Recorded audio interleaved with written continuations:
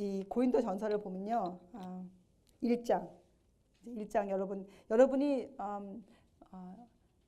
많이 읽어보신 하나님의 서신, 바울 선생님의 서신서죠. 자, 이 1장에 보면 인사가 나와요. 근데 1장의 주제는 영적으로 어떻게 성장하는가. 그러니까 어떻게 하기보다 영적 성장이 어떤 의미인가. 이런 것에 대한 정의를 내려주고 있어요. 그리고 이 영적 성장이란 말이 아주 간단한 말인데 여러분 단순하다는 단어가 여러분 어떻게 이해되어집니까? 단순하다 그러면 좀 사람이 모자란다. 저 사람은 좀 지식이 좀 배운 것이 적다. 이렇게 좀 그런 편견을 혹시 갖고 계시지 않으세요? 단순하다 그러면 좀 깊이가 없다. 이렇게 좀 언뜻 생각이 지나가지 않아요? 근데 참 이상하죠. 성경에서는 우리를 단순하게 예수님을 믿어라. 이렇게 얘기하거든요. 그래서 제가 이 단어에 가만히 있어봐. 그럼 단순? 이 단어를 좀 깊이 생각해 보자. 하나님의 지혜는 굉장히 깊은 것이라고 나와요. 성경에는 깊도다, 부요하도다, 측량치 못한다고 나오는데 어떻게 우리 보고 단순하게 믿으라고 할까? 어떻게? 그럼 이 단순이 도대체 무엇을 뜻하는가? 이 단순의 차이를 우리가 알 수 있는 것은 우리가 하나님의 지혜와 인간의 지혜의 차이점을 알 때, 그것을 정말 이해할 때 우리가 단순한 사람이 되어질 수가 있어요. 여러분과 저는 단순하게 예수님을 믿어야 돼요. 단순하게. 주님이 주신 교훈만 우리가 받아들여야 되거든요. 근데 그렇게 하지 못하는 이유는 우리가 인간의 지혜를 이해하는 면들이 있어서 그래요. 아직도 인간의 지혜. 그래서 우리가 온전히 하나님의 지혜를 이해하면 그 지혜가 보여준 그대로만 우리가 하나님을 이해할 것이에요. 아주 단순하게. 그게 바로 성경이 말하는 단순함이에요. 단순함. 여러분과 저는 믿는 일에는 어떻게 해요? 어린아이처럼 단순한 사람이 되잖아요. 어린아이처럼. 그렇다고 우리 보고 철부지가 되라는 게 아니잖아요. 그렇죠? 근데 고린도서 읽어보면 이런 말이 있어요. 믿음에는 어린아이처럼 믿지만 악에는 어린아이가 되지 말라. 이런 말이 나와 있어요. 악에는 어린아이가 되지 말라. 악에는. 이런 것들을 우리가 어떻게 이해하느냐. 평형 있게 그런 것을 공부할 것이에요. 자, 1장을 다 읽어보면요. 이 영적 성장이라는 것을 정의를 해놓고 계세요. 영적 성장. 영성이다. 영성. 그럼 벌써 여러분과 제 마음에 뭔가 우리가 가질 수 없는 어떤 것, 뭔가 굉장한 그 파워, 힘, 영성. 이렇게 자동적으로 생각이 들어가요. 영성. 근데 영성은 그런 것이 아니에요. 영성은 내가 얼마만큼 예수님과 교제를 하고 있는가. 그것이 단순한 영성이에요. 영성. 내가 얼마만큼 큰 교회를 운영하는가. 내가 얼마나 큰 전도센터를 갖고 있는가. 아니면 내가 얼마나 훌륭한 집회를 운영하는가. 이런 것들이 아니에요. 영성은. 영성은 내가 주님과 어떠한 교제를 하고 있는가. 내가 주님과. 그것이 영성이에요. 영성. 그런데 사도 바울이 뭐라고 여기서 결론 내려주셨느냐. 십자가의 도가 견고화되지 않고서는 영성을 가질 수가 없다. 영적 성장이 이루어지지 않는다. 이것이 1장에서 우리에게 말씀하시는 거예요. 그래서 1장 18절에 보면 이렇게 나오죠. 십자가의 도가 멸망하는 자들에게는 미련한 것이요 구원을 얻는 우리에게는 뭐라고 나옵니까? 하나님의 능력이라고 나와요. 하나님의 능력. 그런데 같은 장 24절에 보세요. 24절 열어보면 이렇게 나오죠. 그리스도는 하나님의 능력이요 하나님의 지혜니라. 이제 여러분은 성경을 읽을 때 연결시켜서 읽는 연습을 하세요. 연결시켜서. 성경에 어떤 성경절들이 나오면 그 한 구절로 끝나는 게 아니고 그 절과 다른 절들의 연결점을 찾아서 읽는 훈련을 받으세요. 여러분 스스로가 훈련하세요. 누가 해주는 것이 아니라 성경을 읽는 법은 누가 훈련을 해주는 것이 아니고 여러분이 성령님의 인도하심에 따라서 읽으세요. 그러면 그 훈련을 받게 되어 있어요. 자, 여기에 보면 분명히 십자가의 도가 구원을 얻는 우리에게는 하나님의 능력이라고 말씀해 주셨는데 그 24절에 보면 하나님의 능력은 뭐라고 정의되어 있습니까? 성경이 말씀하시기를 그리스도는 하나님의 능력이요 하나님의 지혜라.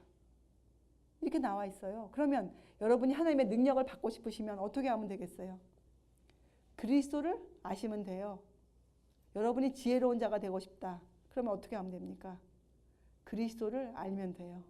아주 간단하고 단순하죠. 전혀 복잡하지가 않죠. 뭐 높은 성경 주석집이나 높은 어떤 책을 읽으라고 말하시지 않으세요. 예, 우선은 십자가의 도가 예수님의 돌아가신 그 예수님의 증거, 하나님의 증거가 여러분에게 견고하게 되어지면 어떻게 해요? 여러분이 예수님과 교제할 수 있는 통로가 열리기 시작한 거예요. 통로가. 그러면 여러분이 예수님을 알 수 있고 그것이 바로 하나님의 능력이다. 사도바울 선생님이. 그리고 그것이 하나님의 지혜다. 이렇게 말씀하셨어요. 자, 그러면 여러분이 한번 생각을 해보세요. 나에게 지혜가 없다. 만약에 여러분 생각에. 그럼 다른 말로 하면 무슨 말이에요? 그렇죠. 내가 예수님과 교제가 어딘가 좀 지금 잘못되어 있다. 그거예요. 예수님과 교제가 잘못되어 있다는 것을 말하기를 여러분 두려워하지 마세요. 우리는 다 죄인들이에요. 우리가 어떻게 단숨에 또 이 땅에서 어느 누가 나는 예수님과 이렇게 통합니다 할 사람이 누가 있습니까? 아무도 없어요. 우리는 성령님이 그 일을 안 해주시면 우리는 그런 교제를 할 수가 없는 사람들이에요. 감히 말할 수 없죠. 그래서 여러분이 어떤 면에 있어서 참 나에겐 지혜가 부족하고 이런 면이 이렇게 발견되어지면 그 즉시 무릎을 꿇으세요. 그리고 주님께 고백하세요. 주님, 저는 아직도 주님을 잘 모릅니다. 정말 잘 모릅니다. 저를 가르쳐 주시옵소서. 이것이 십자가의 도가 경고케 되어 있는 자의 근본 자세예요. 근본 자세. 내가 아무리 많은 진리를 성경에서 터득하고 알고 있는 것처럼 생각되어져도 여러분과 제가 아는 것은 전부 다 부분적이에요. 부분적. 그래서 이것을 깨달은 사도 바울 선생님이 고백한 것이 뭐예요? 오라 나는 공고한 자로다. 그분이 3층 하늘도 갔다 오셨어요. 그렇잖아요. 그분처럼 영적으로 높은 경지에 이르신 분이 흔했겠습니까? 그렇잖아요. 근데 그분이 어떻게 표현해요? 나는 채 만삭도 되지 않아서 태어난 그런 사람. 나는 죄인 중에 괴수. 이거 뭐 사도 바울 선생님 그저 뭐 겸손을 가장해서 잘난 척 좀 해보려고 하신 말씀이 정말로 아니잖아요. 이것은 그분의 여러분과 제가 하는 말이 정말 우리의 속에 있는 걸 토해내는 말인 것처럼 그렇잖아요. 이 사도 바울 이 책은 여기 나와 있는 이런 글들은 여러분 그분의 간증들이에요. 그분의 고백이에요. 고백. 어떻게 우리가 이런 글들을 아무런 감동도 없이 읽을 수가 있겠어요? 여러분과 저는 성경에 있는 어느 책도 어느 구절도 밋밋하게 읽을 수가 없어요. 왜냐하면 이 책이 나오기까지 그 선배들이 걸어간 길, 그들이 십자가의 도를 깨달아 알기까지 그들이 바치는 그 인생들이 있잖아요. 여러분. 이런 것들 여러분들이 이해해야 되는데 이런 면을 이해해주게 하는 아주 좋은 참고서를 우리는 갖고 있잖아요. 그렇죠? 예, 선배의 글들이 있잖아요. 예, 그 책을 여러분 일단 기초로 그 책을 열심히 읽으셔야 돼요. 그 책을 계속적으로 읽으셔야 돼요. 그러면 여러분 마음에 이 예수님을 이해하는데 예수님을 우리와 같은 사람으로 이해하는데 아주 큰 도움을 줘요. 예수님을 우리와 같은 사람. 자, 그래서 1장에서는 그것을 강조하죠. 예수님, 십자가의 도.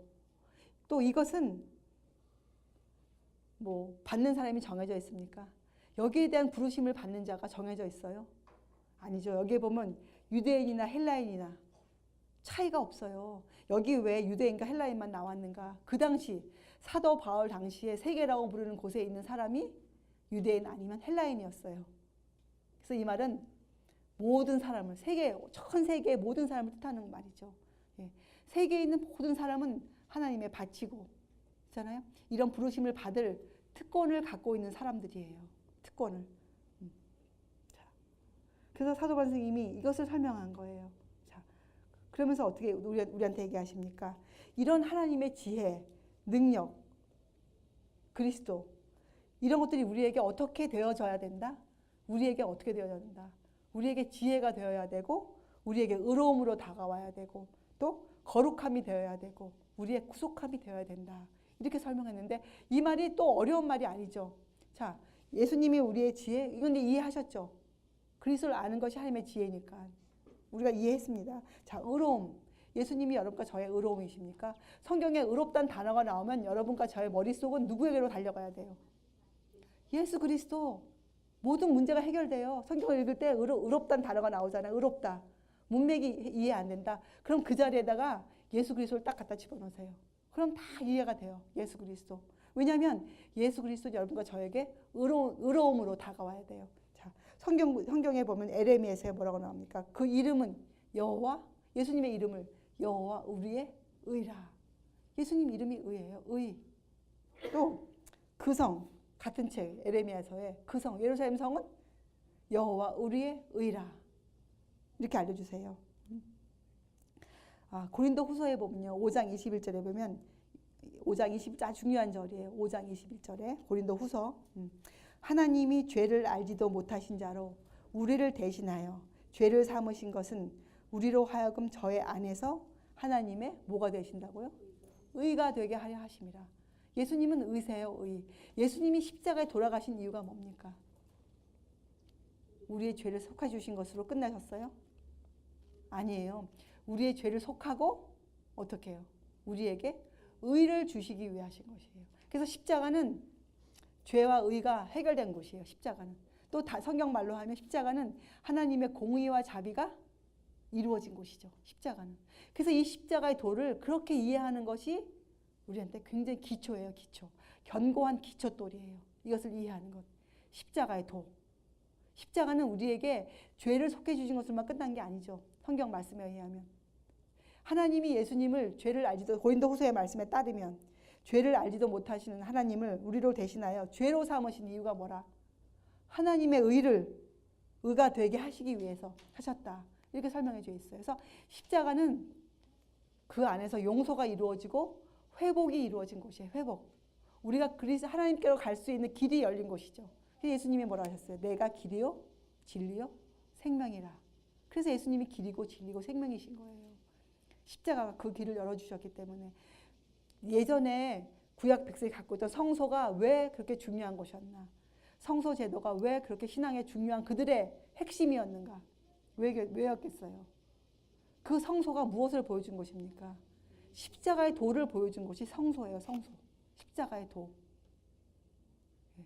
그래서 구약 백성들은 어린 양을 잡아 죽이면서 충분히 그 성소가 하는 역할을 이해할 수 있었어요. 그들이 번제단에서 끝나는 것이 아니잖아요. 번제단에서 그 일이 이루어지면 어디로 나갑니까? 성소로 들어갈 수 있는 길이 열리잖아요. 성소로. 그렇죠? 예, 바로 이거예요. 그 길을 알려주신 거예요. 구약 백성에게도. 근데 그때는 표상과 상징으로. 자, 십자가 사건 이후에 여러분과 저는 어떻게 할 수 있습니까? 원형 되시는 성소의 원형 되신 예수님이 오셨잖아요. 오셔서 우리에게 그 일을 직접 말씀으로 교훈으로 우리에게 풀어서 주셨죠. 그래서 성경은 예수님이 직접 말씀하신 요한복음에 이 성경은 곧 내게 대하여 증거하는 것이라. 온 성경이 그 예수님을 가리키고 있는 것이거든요. 이것이 1장에서 사도 바울 선생님이 영적 성장은 바로 이런 것이야 하고 우리에게 알려주신 거예요. 왜냐? 거기에 보면 고린도 교회가 아주 무질서했어요. 예, 어떤 사람은 나는 바울에게 속했다. 나는 아볼로에게 속했다. 나는 그리스도만 믿는다. 나는 게바, 베드로를 믿는다. 이런 문제가 굉장히 심했던 것이 고린도 교회예요. 근데 여러분 가만히 생각해 보세요. 그 문제가 우리에게도 있습니까? 분명히 있죠. 우리에게도 있죠. 우리가 온전히 모든 문제를 주님 안에서 이해하고 해결하는 법. 고린도전서는 바로 그것을 알려주는 거예요. 우리에게. 우리의 신앙, 우리의 믿음이 실제적으로 어떻게 믿음의 행위, 생각과 행위가 꼴지어져야 된다. 이것을 알려주는 책이 고린도 전후서예요. 그래서 이번 시간을 통해서 우리가 성경을 공부하는 방법을 이렇게 공부하고 여러분이 돌아가신 후에 어떻게 성경을 이제 공부하셨겠어요? 성경을 연구할 때 여러분 갖고 계신 성경책 가만히 보세요. 그 중간에 관주가 나와 있죠. 관주 사용해 보신 분. 관주는 필수적으로 여러분 사용하셔야 돼요. 성경을 읽다가 어느 구절이 굉장히 좀 애매모호하다. 나에게 빛이 좀 어둡다. 이럴 때 여러분 그 중간에 보면 관주가 나와 있어요. 관주를 찾아보세요. 어떤 때는 어떤 단어는 성경절이 한 5개, 6개, 많을 땐 10개도 나와 있는 적이 있어요. 그럼 귀찮아하지 마시고 그 성경절을 다 찾으세요. 다 찾아서 한번 써보세요. 그러면 그 찾아서 읽는 동안 이 말씀이 그 뜻이구나 하고 여러분 마음에 이해가 되어져요. 그게 관주가 우리에게 주는 거예요. 관주. 근데 그것을 해서도 좀 이해가 좀 부족하다 할 때 여러분은 뭐 갖고 있어요? 선배들의 글을 갖고 있잖아요. 그런 글들도 열어서 읽어보세요. 같이. 특별히 여러분들이 갖고 있는 성경책, 이 복음 성경에는 그 선배들의 글을 잘 읽을 수 있도록 그 관주도 같이 나와 있어요. 그 관주도 여러분 꼭 찾아서 읽으세요. 이거 여러분 그냥 여러분 멋으로 준 거 아니에요. 이 성경책 안에 여기에 보면 예를 들어 보세요. 1장 23절 옆에 뭐라고 나와 있습니까? 네, 그 밑에 아니요. 그 성경책 여러분 보세요. 1장 보면 지금 다 그 복음 성경을 갖고 있죠, 여러분들이. 많은 분들이 복음 성경 밑에 보면 여기에 뭐가 있어요? 이 주석 보이세요? 이 관주 보이세요? 보이죠? 그 옆에 뭐라고 적혀져 있어요? 23절 옆에 뭐라고 적혀져 있어요? 앞에 나와 있는 것은 절이에요. 예, 행적 245. 이건 뭡니까? 사도행적 245페이지를 보면 23절에 대한 이해를 적어 놓으셨어요. 여러분이 23절 십자가에 못 박힌 그리스도를 전하니 이 뜻을 더 깊이 알고 싶다. 그러면 여러분이 이걸 찾아보는 거예요. 23절에 사도행적 245페이지 찾아보세요. 얼마나 하나님의 지혜를 깊이 있게 적어 놓은지 몰라요. 여러분이 그저 성경만 읽는 것이 아니에요. 이것을 꼭 찾아서 읽어보세요. 제가 정말 부탁드려요. 저도 해보니 얼마나 이 깊이를 주는지 모르겠어요. 단순하면서도 깊이 있게 이해할 수 있는 십자가의 도에 대해서. 예. 이런 좋은 것을 갖고 있는데 왜 사용 안 하십니까? 꼭 사용하세요. 힘들어도 이것을 다 찾아서 읽어보는 습관을 하세요. 제가 처음에 해봤는데요. 처음에 좀 하다 보니까 이 정도 내가 다 아는데 이거 다 찾아야 되나? 이런 건방진 생각이 들어오더라고요. 제가 정신 차리고 아니지. 나는 배워야 될 자야. 제가 힘들지만 다 찾아요. 한 절 한 절. 어떤 절은 제가 안 찾아도 정말 깊이 있게 이해하는 절들이 있어요. 이런 건 제가 안 찾지만 어떤 부분은 이건 내가 더 궁금하다. 내가 참 이런 이해력이 부족하다. 이런 구절 나오면 제가 그걸 다 찾아요. 어떤 거는 노트로 서너 페이지 적어놔야 돼. 서너 페이지. 근데 그걸 하고 나면요. 얼마나 부유한 자가 제가 되는지. 마음이 차고 넘쳐요. 말씀으로. 제 마음이 부유해져서. 제가 그런 일을 지금 하고 있거든요. 그런 일을 해왔고 여러분도 꼭 그 일을 하세요. 그냥 읽지 마시고 이제는 활용하는 법. 선배의 글들을 활용하는 법. 성경을 읽으시면서도 이것을 꼭 요번에 제가 하는 이 고린도전서가 그냥 아니고 이것을 제가 조금 더 같이 읽고 이 말씀이다 하고 제가 썸머리를 한 것을 나누는 것뿐이에요. 자, 그래서 이제 여러분은 하나님의 능력 그러면 절대로 여러분 머릿속에 어떤 사람이 능력이 있다더라 이렇게 여러분한테 얘기해도 여러분이 어떻게 판단합니까? 아니지, 그건 능력이 아니야. 어떤 사람이 저 사람은 정말 영성이 높아 이런 말을 들어도 여러분이 어떻게 해봅니까? 분별을 해볼 수 있어요. 그 사람이 전파하는 갖고 있는 능력이 정말 사도 바울이 얘기하는 이런 능력인가? 이 십자가의 도를 근간으로 세워진 그런 능력인가? 여러분들이 이렇게 분별력이 생기는 거예요. 영들을 분별하는 영은 이런 것들을 공부하고 나서 생기는 게 영들을 분별하는 그런 거예요. 왜냐면 지금은 여러분 우리가 영이 무엇이도 지금 자세히 몰라요. 영. 앞으로 공부할 거예요. 영에 대해서도. 그래서 이런 것들을 공부해 놔야 의로움, 저 사람은 참 의롭다. 이런 말을 듣고 여러분이 분별할 수가 있어요. 그 사람에게서 예수 그리스도의 향기가 풍겨져야 그래 이렇게 얘기해 줄 수가 있어요. 그 사람이 전혀 아닌데 교회에서 높은 직분을 갖고 있기 때문에 의롭다. 그건 여러분이 딱 마음으로 분별을 하죠. 아니야 이렇게. 여러분 그리고 구속함. 여기 보면 30절에 예수님은 우리에게 지혜와 의로움과 거룩함과 구속함이 되셨느니 이것도 성경절에 나와 있어요. 에베소서, 골로새서, 로마서 다 이 말을 하고 있어요. 에베소서에 보면 1장 7절에 보면 우리가 그리스도 안에서 그의 은혜의 풍성함을 따라 그의 피로 말미암아 구속 곧 죄 사함을 받았으니. 여러분 요새 한국에 무엇 때문에 시끄럽습니까? 지금 한국이 무엇 때문에 시끄러워요? 네, 근데 세월호 때문에 시끄러운 게 아니고 구원파 때문에 지금 시끄럽잖아요. 자, 한번 그 문제를 잘 생각해 보세요. 이 죄사함을 받았다는 단어를 우리가 어떻게 이해해야 되는가? 구속. 여기 보면 과거예요. 죄사함을 받았으니까 십자가의 도를 정확히 이해하고 있는 사람은 구속함을 받은 사람입니까? 받을 사람입니까? 받은 사람이에요. 받은 사람. 근데 그 문제 때문에 구원파 같은 교단도 생기는 거예요. 잘못 이해하니까. 우리는 구원함을 받았어요. 그런데 성경은 그 한 부분만 얘기하는 게 아니란 말이죠. 구원함을 받은 후에 해야 될 우리의 본분이 또 있잖아요. 예, 하나님이 우리를 이 땅에 내어놓으셨는데 한 달만 살고 그리스도인으로 끝내 이게 아니잖아요. 인생을 통해서 우리가 살아가야 되거든요. 살아내는 것, 그게 신앙생활이에요. 우리가 믿음을 지켜내 가는 것, 그것이 믿음이거든요. 그게 그리스도인이고. 그래서 이 구속함을 받았죠, 여러분.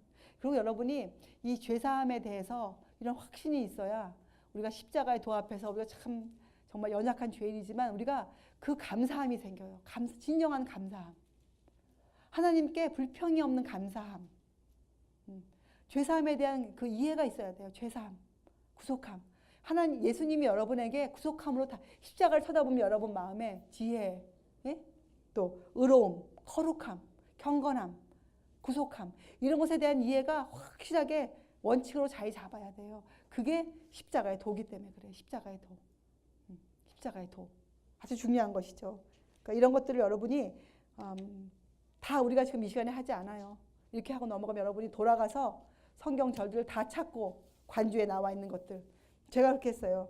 거룩함 보면 거기 그 나와 있어요. 그 관주 찾고 또 선배 그래 그거 다 찾으세요. 그래서 여러분 노트를 갖고 계세요. 그래서 거룩함 그러면 여러분이 그 노트를 다 읽어보면 성경 전체가 들어가 있어요. 그 안에. 거룩함이 여기저기 책들 중에서 이렇게 표현하고 있구나. 다 다른 표현이지만 읽어보면 다 예수님이세요. 예수님. 이렇게 우리에게 이 단어 하나지만 굉장한 깊이를 주는 거예요. 단순하게 우리가 믿죠. 단순하게 믿지만 깊이는 하나님의 지혜의 깊이를 주는 것이에요. 우리에게. 꼭 하세요. 꼭 하셔야 됩니다. 자. 그리고 여기에 보면 1장에 보면 다 다양해요. 다양해요. 1장 10절부터 13절에 보면요. 특별히 우리 사람들은 아주 개성을 갖고 태어났어요. 개성. 한 사람도 똑같은 사람이 없어요. 다 틀려요.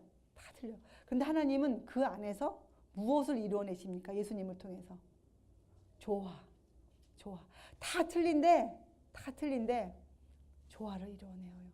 예, 그게 통일성이에요. 우리가요 통일시킨다 그래가지고 무슨 공산당처럼 다 똑같이 빨간 옷 입고 다 똑같은 말하고 그것이 통일이 아니에요. 우리는 살아온 배경이 틀리고 살고 있는 곳이 틀리고 생각하는 것들이 다 똑같은 사상이지만 표현하는 방법들이 틀려요. 그죠? 이렇게 다 각각 개성을 갖고 있는데 우리는 주님 안에서 어떻게 됩니까? 믿음도 하나요, 주도 하나요, 침례도 하나라. 주님 안에서 통일을 이루어내요. 근데 그 통일을 이루어내기 위해서 여러분과 제가 억지로 빨간 티셔츠 입어 아니 뭐 이건 이렇게 해 할 필요가 없어요. 우리가 다 예수님을 제대로 알면 이 통일은 자연스럽게 이루어지는 거예요. 통일. 그런데 여러분 갈라디아서 같은 거 읽어보면요. 사도 바울 선생님이 무엇을 주의시켰냐. 너희들 안에 가만히 기어들어온 거짓 형제를 조심하라. 가만히 기어들어온 표현도 그렇게 돼 있어요. 가만히 기어들어온 거짓 형제를 조심하라. 형제라고 다 형제 아닙니다. 분명히 거짓 형제들이 있어요. 이래서 우리가 성경 말씀으로 우리가 원칙을 세워두고 분별해 보는 것은 꼭 필요해요. 우리에게.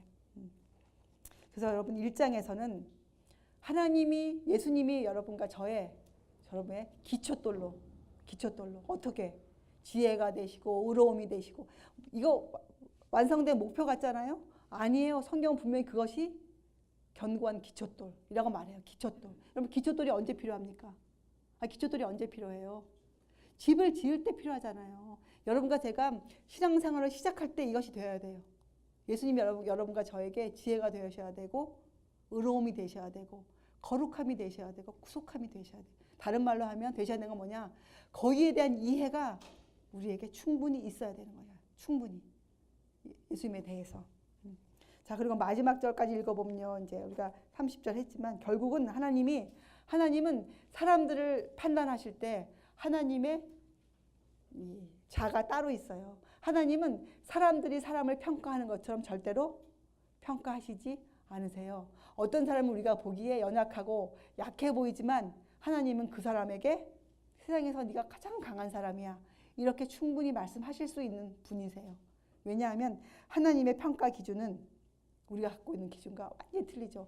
이것도 이해해야, 이것도 인간의 지혜와 하나님의 지혜를 여러분이 인정하고 이해해야 이런 것들이 100% 이해가 되는 거예요. 100%.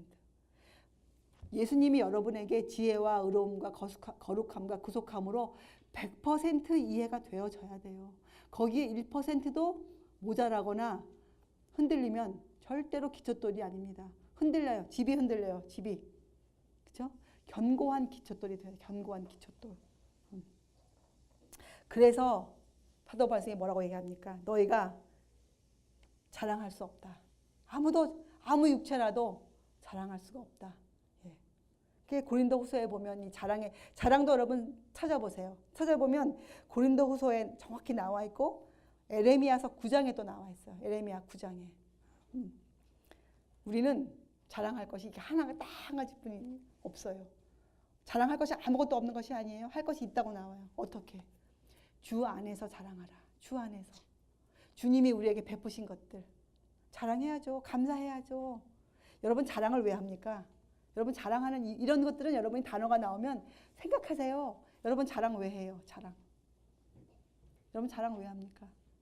드러내고 싶어서 하는 거예요. 자랑. 사람들이 왜 자기를 과시합니까? 자기 자랑을 왜 합니까? 자기를 드러내고 싶어서. 근데 우리는 그게 아니잖아요. 우리가 하는 자랑은 뭐예요? 주 안에서 우리는 주님을 드러내고 싶어요. 세상에게. 좀 봐라. 주님이 나를 통해서 하신 이것을 좀 봐라. 이거잖아요. 우리는. 그래서 우리는 주 안에서 자랑하라. 그리고 이 하나님에 대한 지식. 지금 이 모든 것들이요. 하나님에 대한 지식이 그저 피상적으로 되어 있으면 한 가지도 이루어질 수 없어요. 하나님을 아는 지식이 여러분 이 명철, 성령님이 주시는 명철, 깨끗함, 이해력을 통해서 우리에게 마음에 와야 돼요. 그래야 하나님을 아는 지식이 우리에게 힘이 돼요. 능력으로. 여러분 능력이란 게 또 뭐예요? 능력 있다는 사람이 주저앉아 있는 건 능력 있는 사람입니까? 아니에요. 능력 있다는 말은 뭐냐? 그가 무슨 일을 그것도 아주 활기차게 행하고 있다는 뜻이에요. 능력은 뭐예요? 힘이에요. 파워. 힘이에요. 힘.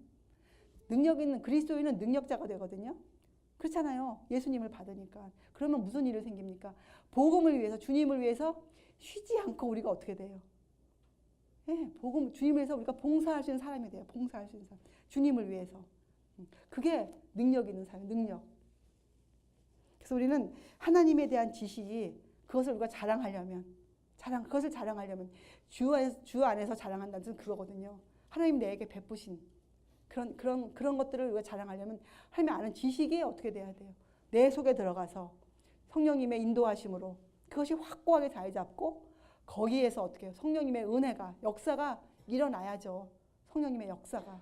그래 우리가 자랑할 수 있죠. 좀 봐라. 이렇게 할 수 있는 거잖아요.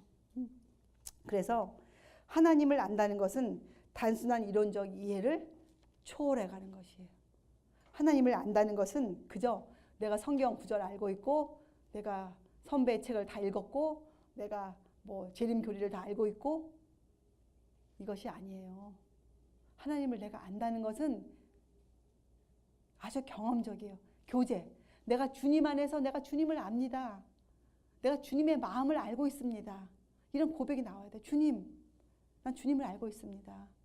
이런 경험적인 제가 우리 호영주 집사님을 100살이면서 저한테 물어봐도 저는 이렇게 얘기해요. 저는 그분을 잘 압니다. 호 집사한테 물어볼 필요 없습니다. 저한테 물어보세요. 제가 왜 그렇게 할 수 있어요? 제가 교제를 통해서 주님 안에서 교제를 통해서 내가 호 집사를 정말 알기 때문에 그렇게 제가 답할 수 있는 거예요. 제가 그게 교제예요. 교제. 그런 교제가 우리에게 실제적으로 있어요. 주님하고. 근데 그것이 어떻게 우리가 어떻게 알게 됩니까? 그 사람들에게 나는 하나님하고 이런 교제를 하고 있습니다. 이런 것들을 우리가 표현합니까? 표현하죠. 사람들이 보고 알아요. 사람들이 딱 보고 저 사람은 참 그리스도입니다. 저 사람은 조금 의심이 된다. 이렇게 세상 사람들이 보고 판단해요. 어떻게 할 수 있어요? 우리가 하는 행동, 우리가 먹고 사는 일에서 우리가 하는 행동들이 있잖아요. 우리가 먹고 사는 문제에서 취급해가는 것들이 있잖아요. 취급해가는 일들. 다 그거 보면 세상 사람들이 알아요. 세상 사람들이 알아요. 감출 수가 없어요. 그래서 우리가 이것은 내가 하나님과 이런 교제에 있습니다. 이것은 우리가 어떻게 우리가 세상에 알리는가? 하나님의 뜻대로 살아가는 가운데 나의 행위로서 우리가 증거해요. 그래서 이 마지막 때에는 이 성경은 말하기를 너희가 복음의 증인이 되어야 된다. 그래서 우리는 증인, 하나님의 증인되는 사람들이에요. 하나님의 증인되는 사람. 근데 이것도요, 정말 좋은 단어예요. 여호와의 증인. 여러분과 제가 사모해야 하는 단어거든요. 여호와의 증인.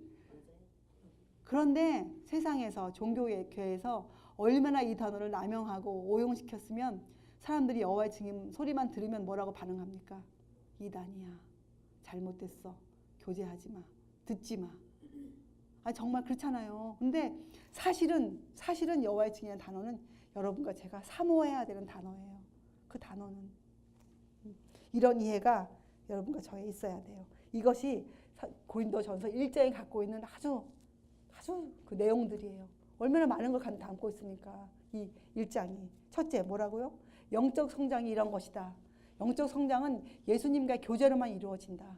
십자가의 도가 이렇게 중요한 것이다. 십자가의 도가. 그럼에도 불구하고 너희들은 다 다르다. 하나님과 다 인정해 주신다. 하나님의 평가 기준은 사람이 보는 것과 틀리다.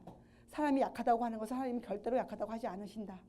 이런 말들을 사도 바울이 쭉 하시면서 결론이 그래서 예수님은 너희에게 지혜가 되셔야 되고 의가 되셔야 되고 거룩함이 되셔야 되고 구속함이 되셔야 된다. 이렇게 결론을 내주셨어요. 1장에서. 자, 2장에서는 점점 더 이 고린도전서는요.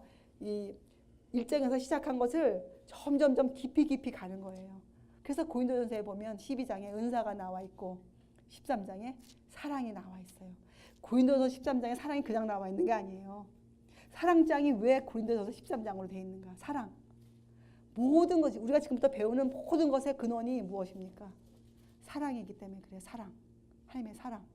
그래서 고린도전서에 이 놀라운 문제, 실제적으로 우리가 그리스도인 살 수 있는 문제를 다루면서 사랑에 대한 정의를 우리한테 알려주신 거예요. 사랑. 그리고 고린도서에 보면 부활에 대한 것도 정의가 내려졌어요. 부활은 이런 것이다. 예수님의 지금 다른 말로 하면 예수님의 재림에 대해서도 적혀져 있는 거예요. 그러니까 고린도서 한 장만 잘 공부해도 예수님의 생애와 예수님의 사역, 그죠? 또 이 마지막에 있을 일들 이런 것들을 알 수가 있어요. 아주 놀라운 책이에요.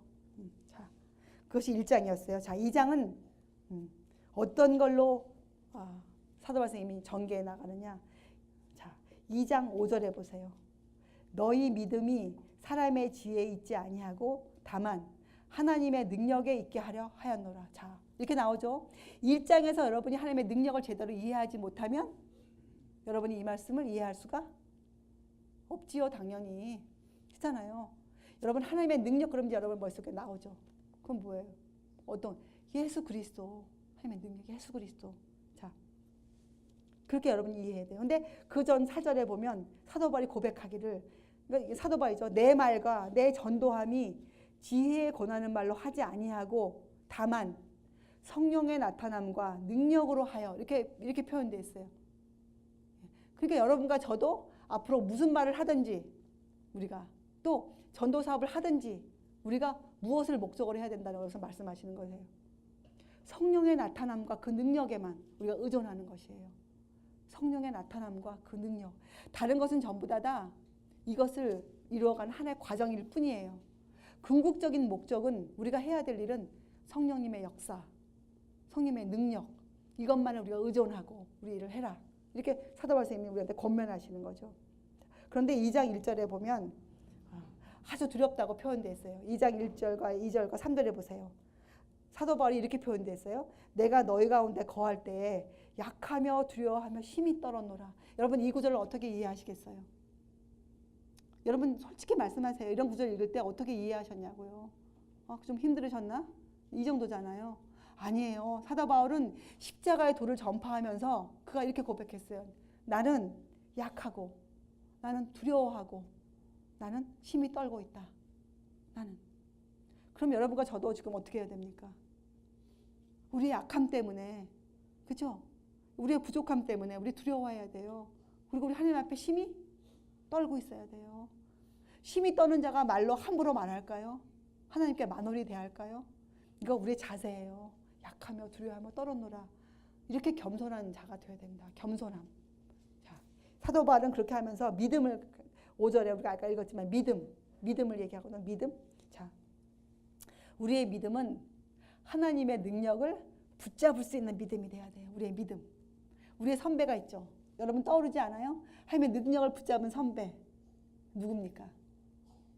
생각하세요. 누구예요? 야곱. 야곱이 어떻게 했어요? 어떤 기도를 드렸습니까? 그가 천사와 겨루어 씨름해서 이긴 사람이잖아요. 그가 그래서는 하나님을 붙잡는 기도를 드린 사람이에요. 야곱은. 여러분 창세기의 야곱의 인생을 그냥 읽지 마세요. 정말 이해하면서 읽으세요. 야곱의 인생. 야곱이 왜 그 나이 96세쯤에 그 생애의 끝부분에 야복강가에서 그런 기도를 드렸었는지, 이것이 여러분의 마음에 또 정확히 이해를 하고 있어야 돼요. 이 야복강가의 기도. 그래 여러분 천사와 겨루어 이겼다. 이것을 여러분 이해할 수 있어요. 천사와 겨루어 이겼다. 여러분 천사와 겨루어 이겨야 됩니까? 우리가 져야 됩니까? 우리의 믿음은 이겨야 돼요. 나를 축복하지 아니하면 절대로 못 떠나십니다. 절대로. 당신이 예수님일지언정 안 됩니다. 그게 야곱이었어요. 나를 축복해 주시옵소서. 그게 뭡니까?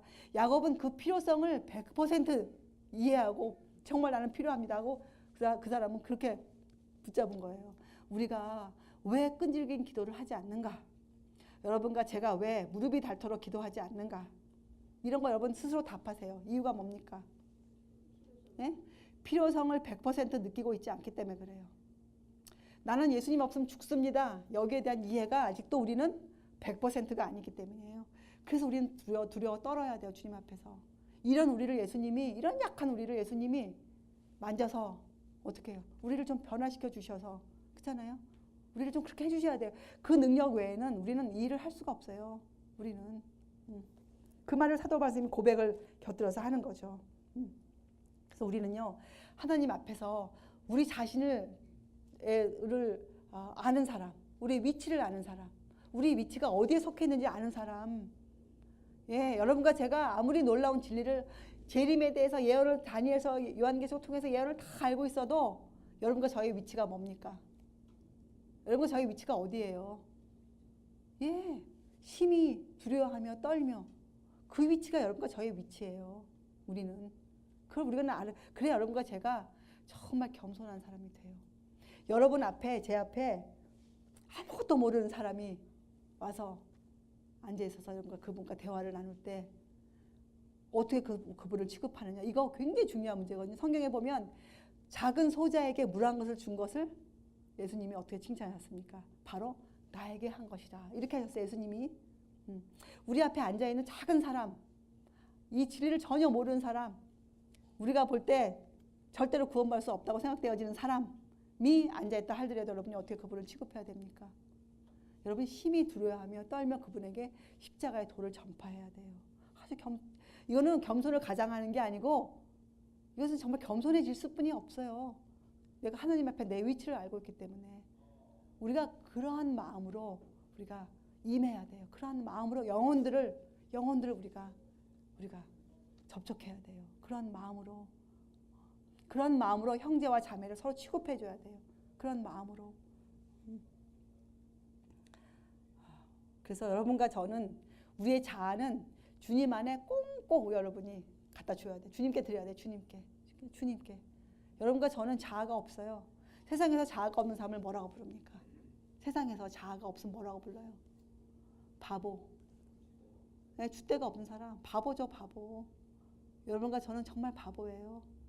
예수님만 높임을 받는다면 실제적으로 이제는 그저 하는 말이 아니고 그냥 저는 정말 결심했어요. 치장으로 그냥 제가 악사세로 하는 말이 아니고 정말 예수님만 높임을 받는다면 내가 받는 모욕, 내가 받는 오해, 내가 받는 조롱 전혀 중요하지 않다.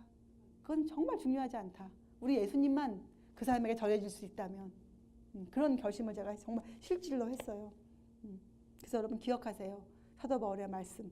내가 너희 가운데 거할 때에 약하며 두려워하며 힘이 떨어노라.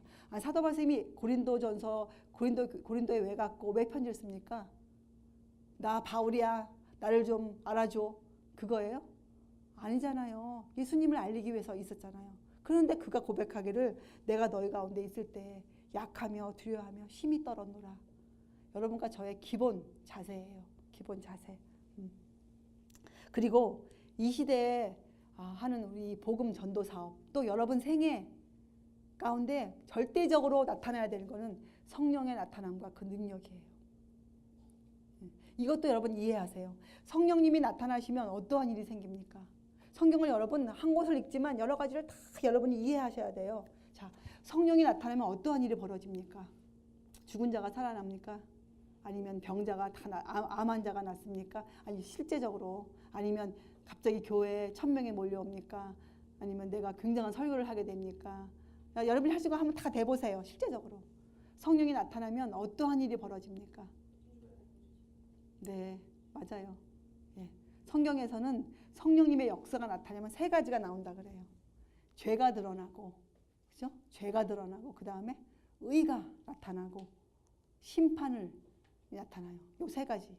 죄, 의, 심판. 요 세 가지가 성령님의 역사예요. 자, 근데 이것이 왜 능력인가? 여러분, 죄는 뭐라고 표현됐습니까? 하나님을 알지 못하는 것이 죄예요. 그죠? 자, 의는 뭐라고 나와 있어요? 예수님을 모르는 것이 너희가 의를 모르는 것이라 그래요. 그죠? 그러니까 성령님이 오시면 어떻게 된다고요? 하나님 앞에서 내 죄를 드러내고 예수님을 알게 해줘요. 의를 알게 해줘요. 의. 그래서 여러분 마음속에 이제 의라는 단어, 의. 그게 딱 잡혀야 돼요. righteousness가 예수님으로. 예수님이 하신 모든 것은 의예요. 의. 자, 그 다음에 심판도 그렇게 이해하세요. 자, 거기 보면 심판에 대해서 뭐라고 요한복음의 16장에 나옵니까? 세상이 심판을 받았다고 나와요, 이미. 그렇잖아요? 여러분 이 심판을 이해할 때 예언서 공부한 것. 지금 우리가 심판을 어떻게 이해합니까? 심판. 그저 옛날에 갖고 내려 심판 받는다. 이것이 아니죠. 심판에도 과정이 있잖아요. 조사 심판이 있잖아요. 하나님이 우리가 어떠한 심판을 받게 될지, 어떠한 상급을 받게 될지 우리를 어떻게 하십니까? 우리를 조사해 보잖아요. 근데 그 조사에 뭐가 있어요? 우리를 흔들어 보세요. 우리의 믿음을 시험하세요. 정말 너희가 고백하는 것이 너가 나를 사랑한다고 지금 얘기하는데 이럴 때도 너가 나를 사랑하느냐? 그거 받은 사람이 우리 선배 중에 누가 있어요? 이것을 이해할 때. 욥도 있지만 또 한 사람, 아주 우리가 잘 아는 사람. 아브라함의 마지막에 믿음의 어떤 시험을 받습니까? 이삭을 사랑하는 내 아들, 내 독자를 번제로, 그것도 번제예요. 그냥 모든 다른 제사가 아니고 번제로. 번제는 어떤 제사입니까? 하나님께 헌신을 맹세하는 제사 아니에요. 그 제사로 드리라고 드린 거니까 이게 말이 앞뒤가 안 맞는 말씀인데 그것을 아브라함은 어떻게 했어요? 믿었어요. 그 아브라함이 보이는 믿음을 우리가 뭐라고 부르느냐? 절대적인 신뢰예요. 절대적인 신뢰. 어떤 경우에도, 심지어는 말이 안 되는 경우에도, 내가 절대로 이해할 수 없는 경우에도 하나님을 신뢰하는 것. 여러분 많은 경우에 저도 그런 경험이 종종 있는데 하나님의 섭리가 아주 어둡게 보일 때가 있어요. 분명히 이건 하나님의 섭리라 생각하고 내가 이 일을 시작했는데 그 일이 풀리지가 않을 때가 있어요. 그리고 앞길이 깜깜해 보여요. 그래서 마음에 이거 내가 맞았어? 내가 이거 한 거 하나님 섭리 맞아? 이렇게 흐릿한 마음이 들어올 때가 있어요. 근데 우리 선배가 말하기를 그럴 때 필요한 게 뭐냐? 절대적인 믿음이 필요해요. 이게 이건 절대적. 상대적이 아니고 절대적이에요. 어떤 환경이나 경우를 막론하고 하나님이 하신 말씀을 신뢰하는 것. 하나님이 나에게 섭리라고 주셨다고 내가 정말 그런 증거와 이런 것들이 있었으면 어떻게 됩니까?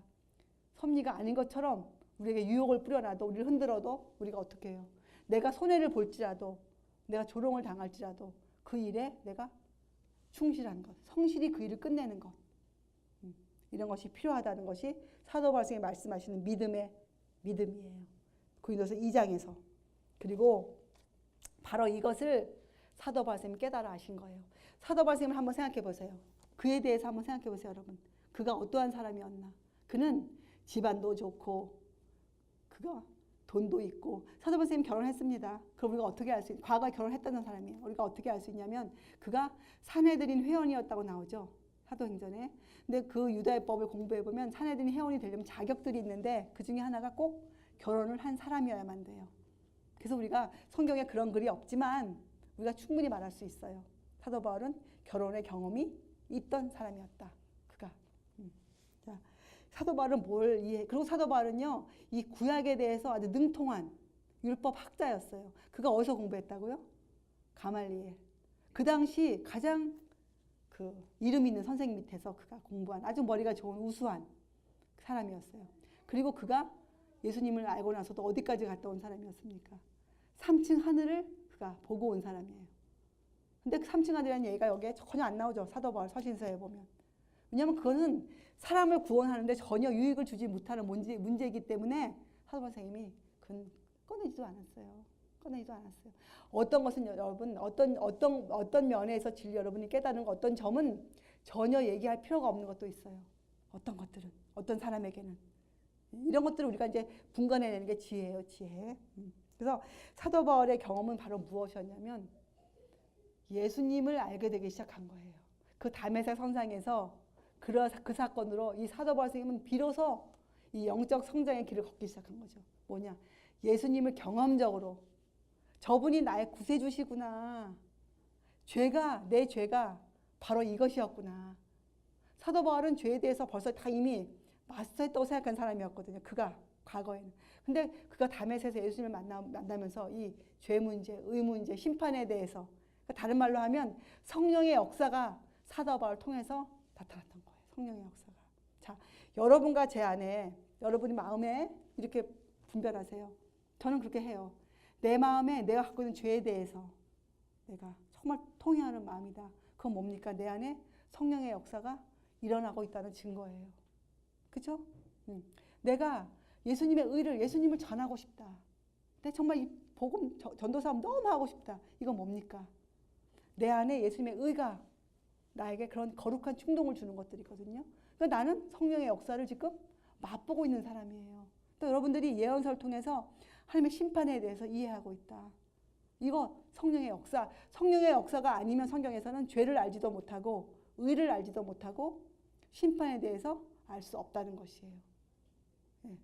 그래서 여러분들이 그런 이해가 여러분 마음에 다 들어온다는 뜻은 다른 말로 하면 여러분은 성령의 역사를 지금 나타내고 있다. 또 이어서 어떻게까지 연결됩니까? 여러분에게는 하나님의 능력이 어떻게 되어 있는 거예요? 있다, 없다예요. 있다예요. 여러분과 저에게는 놀라운 하나님의 능력이 이미 와 계세요. 이미 와 계세요. 그런데 왜 우리가 이렇게 여러분 마음에 이렇게 참 그런 게 있는가? 그건 뭡니까? 여러분과 저의 믿음이 그것을 받아서 보일 만큼 아직 믿음이 온전해지지 않았기 때문이에요. 우리 믿음의 문제. 이런 것들을 생각할 때 여러분 사복음서 왜 공부해요? 이럴 때 기억해내라고. 여러분 간질병 아픈 아들을 둔 그 아버지가 뭐라고 고백합니까? 예수님께 뭐라고 고백해요? 할 수 있거든 좀 우리 아들을 고쳐주세요. 예수님이 뭐라고 답합니까? 할 수 있거든 무슨 말이야? 능치 못할 일이 없느니라. 이렇게 대답하시죠? 그건 뭐예요? 능력이 있다는 것이에요. 너에게 벌써. 이 말을 그 사람이 알아들었어요. 그래서 그가 뭐라고 고백합니까? 예수님 믿나이다. 그건 뭐라고 그래요? 저의 믿음 없음을 도와주소서. 이렇게 그가 고백하잖아요. 여러분과 제가 드려야 될 기도가 그거예요. 주님을 정말 믿는데 저희가 믿음이 없습니다. 주님. 저희 믿음 없음을 도와주소서. 저희 믿음 없음을 도와주소서. 이런 기도가 필요해요. 우리에게는. 사도 바울이 그것을 깨달은 거예요. 나에게는 인간이 갖고 있는 지혜 이상의 것이 꼭 필요하다. 그 필요성. 이 필요성이 사도 바울을 압도해 버렸어요. 사도 바울의 마음을 꽉 잡아버렸어요. 나는 인간 이상의 것이 필요하다. 나에게는. 자, 이 말씀을 할 때 여러분들 이런 구절을 기억해야 돼요. 골로새서에 보면 예수님께 뭐가 있다고 나오냐면 신성의 모든 충만이 육체에 거하시고 우리에게 그걸 주셨다 그랬어요. 예수님께서. 신성의 모든 충만. 여러분 그 단어 한번 그 구절 깊이 한번 묵상해 보세요. 여러분과 저에게 신성의 모든 충만이 와 있다. 신성의 모든 충만. 여러분 신성이 무슨 뜻입니까? 신성. 여러분 공부하실 때도 뭐가 필수로 필요하냐면 영어 사전과 국어 사전이 꼭 필요해요. 국어 사전. 어떤 단어는 꼭 찾아보세요. 다 알고 있지만 찾아보세요. 제가 신성을 찾아봤더니 영어로 나와 있더라고요. Godhead. Godhead가 뭡니까? 삼위 하나님이에요. 삼위 하나님. 그래서 제가 깜짝 놀랐어요. 아, 그래, 맞다. 그러니까 우리가 알고 있는 모든 교리들이요, 이 하나님에 대한 지식들이 지금 다 이렇게 막 뿔뿔이 여기저기 되어 있거든요. 여러분이 이 사람이 명철하다. 그건 무슨 뜻인 줄 아세요?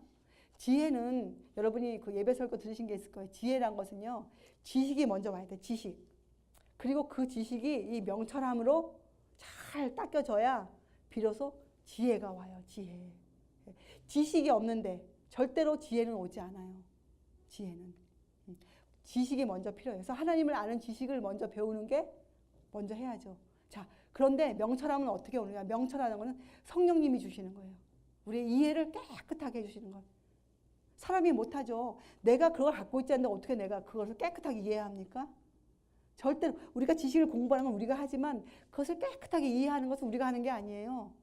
그것은 성령님이 해주시는 거예요. 성령의 역사로 우리가 읽은 성경 말씀을 깨끗하게 이해하는 거예요. 명철함. 그래서 지식과 명철함이 합해지면 우리에게 하나님의 그 말씀이 하나님의 지혜로 다가와요. 하나님의 지혜로. 그게 하나님의 지혜예요. 하나님의 지혜. 그래서 사도 바울 선생님은 그런 것들을 이해했죠. 이런 것들을 이해했어요. 그래서 여러분들이 성경을 읽을 때 이런 과정을 거쳐서 여러분이 읽어야 돼요. 그러면 여러분에게 그 능력이 와 있거든요. 신성의 모든 충만이 여러분에게 임해 있는 거예요. 근데 그 솔직히 얘기하면 신성 그러면 누구십니까? 삼위 하나님, 성부 하나님, 성자 하나님, 성령 하나님. 이 세 분이 다 우리를 도와주시기 위해서 와 계신데 표현이 뭐라고요? 모든 충만으로. 여러분 충만한 단어 한번 찾아보세요. 충만이 뭔가? 충만이 어떤 단어인가? 여러분 공부할 게 많죠? 단어도 하나하나 마음에 진실로 새겨보세요. 충만하다. 충만이 뭡니까? 차고 넘치는 거예요. 충만. 세 분이 여러분과 저의 구원을 위해서, 여러분과 저의 믿음을 높여주시기 위해서 모든 충만으로 와 계세요. 이미 우리에게. 그래서 우리가 오늘 찬송했잖아요. 십자가 그 사랑. 너는 보배롭고 존귀한 존재. 당연히 존귀하죠. 우리가 하나님의 능력이 와 계신데 거룩한 사람들이죠. 이것을 사도 바울이 깨달아 하신 거예요. 사도 바울이 그가 십자가의 도를 깨달아 하신 거예요. 십자가에서 용서와 회복이 이루어졌다. 십자가에서 구원만 이루어진 것이 아닌데, 그러니까 여러분 구원이란 단어, 구원이란 단어는 죄 사함만을 가리키는 것이 아니에요. 우리를 구원한다는 뜻은 어떤 뜻입니까? 우리의 죄를 속해 주시고 우리를 예수님과 같은 사람으로 만들어 주신다는 약속이에요. 언약이에요. 그게 구원이에요. 여러분 죄 문제만이 아니에요. 구원은 아주 높은 하늘의 말씀이에요.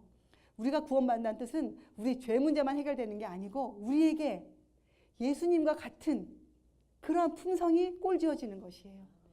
예수님과 같은 사람. 우리가 먹고 마시는 우리의 삶에서 예수님을 증거하는 사람. 그것이 구원이 이루어졌다 이 말이에요. 구원. 이 일을 위해서 삼위 하나님께서 우리에게 와 계신 거예요. 모든 충만으로. 예. 정말 이것을 사도 바울은 깨달아 알았죠. 이 진리를 깨달아 알았어요. 이 진리를. 이 면을 깨달아 알았어요. 사도 바울이. 자, 그것이 2장 말씀이에요. 그래서 2장 12절에 뭐라고 나옵니까? 우리가 세상의 영을 받지 아니하고 오직 하나님께로 온 영을 받았으니 이는 우리로 하여금 그 영을 주신 이유가 뭐예요? 예. 하나님께서 우리에게 은혜로 주신 것들을 알게 하려 하심이라. 또 13절에 우리로 이것을 말하게 하심도. 예. 마찬가지란 말이에요. 다 이게 연결되는 거예요. 자, 여러분 여기 이제 영이 나옵니다. 10절에 보면 하나님이 성령으로 이것을 우리에게 보이셨으니 성령은 모든 것 곧 하나님의 깊은 것이라도 통달하시느니라. 이렇게 나오죠. 자, 생각을 모으세요. 자, 성령 하나님이 어떤 분이십니까? 성령에 대한 이해가 잘못돼서 지금 또 종교계가 복잡해요. 자, 성령 하나님은 어떤 분이십니까? 성령 하나님. 성령 하나님. 시간이 지나갔다고 뒤에서 얘기해도 계속 할 거예요. 여기까지는. 성령 하나님이 어떤 성령 하나님? 여러분 삼위의 하나님을 이해하고 계세요? 삼위 하나님을 똑바로 이해하고 계세요? 하나님, 예수님까지는 이해가 되실 거예요. 자, 성령 하나님은 하나님이십니까? 아니십니까? 그렇죠? 그러면 성령 하나님은 개체를 갖고 계십니까? 다른 말로 하면 인격을 갖고 계십니까? 성령 하나님은 분명히 갖고 계시죠. 예, 성령 하나님은 우리 눈에 안 보이시지만 우리가 모르는, 우리가 알 수 없는 신비세요. 성령은 신비예요. 성령은 신비. 그런데 우리에게 알 수 있게 계시해 주신 부분만 우리가 이해하면 돼요. 성경에서 성령 하나님은 인격을 갖고 있다고 나와 있어요. 하나님이 우리를 위해서 성령 하나님은 어떻게 합니까? 우리를 위해서 탄식하세요. 탄식이란 건 어떤 겁니까? 인격이 있다는 거예요. 여러분, 개가 탄식하는 거 보셨어요? 안 해요. 할 수가 없어요. 왜냐하면 인격이 없기 때문에 못합니다. 인격은 그 개체가 갖고 있는 개체. 인격자. 하나님 인격자세요. 예수님 인격자세요. 성령 하나님 인격자세요. 예, 성령 하나님도 하나님이세요. 근데 이 세 분이 갖고 계신 위가 틀려요. 성부, 성자, 성령. 또 하시는 일이 틀리세요. 하시는 일이. 그것만 틀리시지만, 자, 그러면 이 영을 한번 보세요. 영의 문제. 이거 아주 단순한 거예요. 단순하게 이해하시는데 이해하고 나면 아주 깊은 것이에요. 자, 하나님의 영, 그리스도의 영, 성령의 영 같습니까? 틀립니까? 네? 같기도 하고 틀리기도 해요. 자, 근데 특히 틀리기도 합니다. 여기 읽어보면 성령은 모든 것 곧 하나님의 깊은 것이라도 통달하시니라 이렇게 나왔잖아요. 자, 분명히 그리스도에 하나님의 영이 있고 그리스도에도 영이 계시고 성령님도 영이 계세요. 왜냐하면 이 세 분은 영적인 거룩한 존재들이시고 영이 있어요. 근데 여기에 보면 놀랍게도 사람도 영이 있다고 나와 있어요. 여기 나와 있죠. 사람의 영. 사람의 사정을 누가 안다고요? 사람의 속에 있는 영이 알 수 있다고 했어요. 자, 그러면 여러분과 저에게 있는 영은 누구의 영일까요? 그렇죠. 여기 답이 다 나와요. 읽어보면. 여러분과 저에게 있는 영은 하나님의 영인데 그 영이 도대체 어떤 영일까요? 그게 어떻게 시작되었을까요? 그 성경 안에서만 이해하는 거 우리는 성경 안에서. 자, 이 영이 맨 처음 등장하는 곳이 창세기예요. 창세기. 물론 지구를 창조하실 때 성령님이 수면 위에 운행하셨죠. 근데 이 우리를 창조하실 때 어떻게 했다고 나옵니까? 우리를 다 만드신 다음에 하나님이 어떻게 해요? 하나님의 호흡을 우리에게 불어넣어 주셨는데 그게 하나님의 영이라고 어떻게 이해하느냐? 전도서에 보면 사람이 죽을 때 주신 하나님의 신은 어떻게 해요? 하나님이 가져가신다고 나와요. 그러면 하나님이 주신 게 그 전도서를 쭉 읽어보면 짐승하고 우리의 틀린 점이 나와 있어요. 호흡을 다 주셨죠. 하나님 우리에게. 짐승에게도 주시고 짐승도 호흡을 해야 사니까. 근데 짐승의 호흡과 우리의 호흡이 틀리다고 나와 있어요. 전도서에. 그러니까 우리의 호흡은 누가 주신 거예요. 우리가 이렇게 코로 숨을 쉬지만 진짜 영적인 호흡, 우리가 하는 이 호흡은 누가 주신 거예요. 하나님의 그 영을 우리가 주신 거예요. 하나님의 영을. 근데 그걸 어때? 코에 불어줬는데 코에 그 영이 어디에 지금 실제로 있냐면 여러분과 제 마음에 있는 부분이 하나 있죠. 마음에 다 있는 게 있어요. 우리가 그럼 뭐라고 부릅니까? 양심이라고 불러요. 양심. 양심을 주셨어요. 양심. 그래서 로마서에 양심대로만 믿어도 구원받을 자가 있다고 나오는 거예요. 양심. 그 양심을 하나님 주신 거예요. 우리에게. 그 영이에요. 영. 그래서 우리가 이렇게 부르죠. 심령. 우리 마음 안에 있는 영. 그럼 우리 양심을 뜻하는 양심. 그게 심령. 그게 사람 속에 있는 영이에요. 얼마나 간단해요. 그게 영이에요. 자, 하나님의 영이 있고 그리스도의 영이 있고 성령님의 영이 있어요. 그래서 이분들이 위가 틀리시니까 그 영이 다 사실은 틀리다고 볼 수도 있죠. 그런데 우리가 왜 같습니까? 그분들의 영이. 이거 이해하려면 우리의 영을 생각하세요. 우리가 왜 하나님 안에서 우리가 하나라고 주도 하나요, 믿음도 하나요, 침례도 하나라고 얘기합니까? 왜 하나라고 그럽니까? 우리 아까 공부했잖아요. 1장에서 통일성을 공부했잖아요. 통일성. 다 다르지만 하나예요. 하나님과 예수님과 성령님이 다 다르세요. 그런데 한 분이세요. 그게 삼위이신 하나님의 삼위일체. 삼위일체란 말 사실 틀려요. 트리니티. 근데 왜 그 단어를 쓰셨는가? 이 세상에서 삼위이신 하나님을 제대로 표현해줄 단어가 인간은 갖고 있지 않아요. 왜냐하면 인간의 머리로는 그것을 이해할 수 없기 때문에 그런 단어가 존재하지 않아요. 가장 가까운 단어가 삼위일체였어요. 트리니티. 그래서 그 단어를 쓴 거예요. 근데 정확한 표현은 삼위이신 하나님 이렇게 얘기해야 돼요. 삼위이신 하나님. 삼위일체라는 건 잘못하면 오해하죠. 세 분이시지만 일체 한 몸에 있다. 이건 오해의 소지를 갖고 있는 단어예요. 그래서 우리는 삼위이신 하나님. 그래서 삼이라는 단어가 삼일체라는 단어가 성경에 나오지 않아요. 항상 하나님, 예수님, 성령님 이렇게 표현되잖아요. 근데 이분들은 다 각각 다른 분이시지만 이분들이 하는 말, 이분들이 하는 말이 다 다른 말로 그분들이 하셔도 이분들이 하는 것, 이분들이 하는 모든 일, 역사들, 또 이분이 갖고 있는 생각들, 사상들, 마음들이 다 똑같이 뭐예요? 하나세요. 다 똑같아요. 자, 예수님이 하신 일, 예수님은 이 땅에 사람으로 오셔서 그렇게 살아주셨잖아요. 그 일을 성령님은 안 하셨어요. 성령님은 뭘 했습니까? 그 다음에 보혜사 성령으로 그 예수님을 증거해 준 일을 하시잖아요. 예. 다 세 분이 다르지만 다 똑같아요. 이게 영을 이해하는 여러분과 저의 이해예요. 아주 간단하죠. 영.